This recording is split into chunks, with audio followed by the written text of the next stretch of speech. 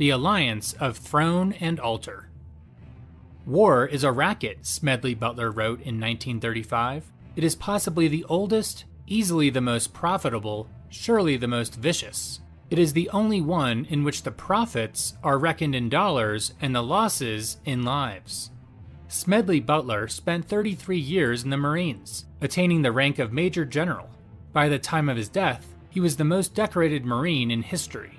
Yet Butler became one of America's most vocal anti-imperialists. He spent much of his career in Latin America, where his experiences left him convinced that war served the interests of corporations, while soldiers and taxpayers shouldered the costs.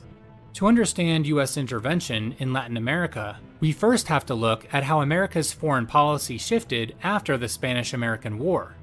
Faced with the decision of what to do with Cuba, the U.S. granted Cuba limited autonomy on the condition America would be able to intervene for the preservation of Cuban independence.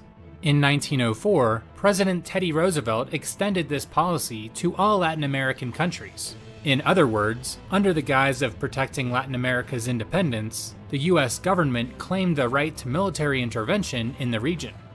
Roosevelt announced his policy in 1904, retroactively justifying military actions already underway. A year earlier, the military had ordered Smedley Butler to Honduras to quell civil unrest. This began his participation in the Latin American conflicts known as the Banana Wars. In 1899, American businessman Minor Keith established the United Fruit Company, which survives today as Chiquita.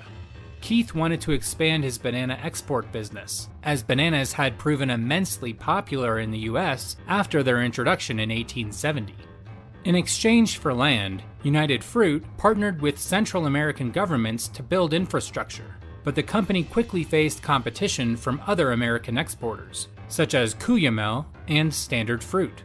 The companies backed rival politicians, exacerbating domestic unrest in the countries they operated in, which became known as banana republics.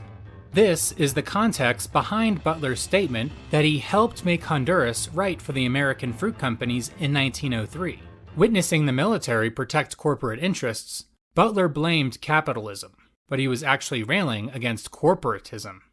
Under capitalism, both profits and losses are privatized, but corporatism socializes losses.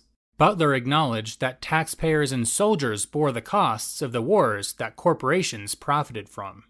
This public-private partnership is similar to the medieval alliance of throne and altar, in which the Pope anointed monarchs, legitimizing their rule, and monarchs protected the Catholic Church's religious monopoly. Today, many politicians similarly support corporate privileges in exchange for political support, which can include military intervention that benefits multinational companies. But wars also depend on popular support, and in World War I, President Woodrow Wilson would create the first federal agency to create and distribute wartime propaganda.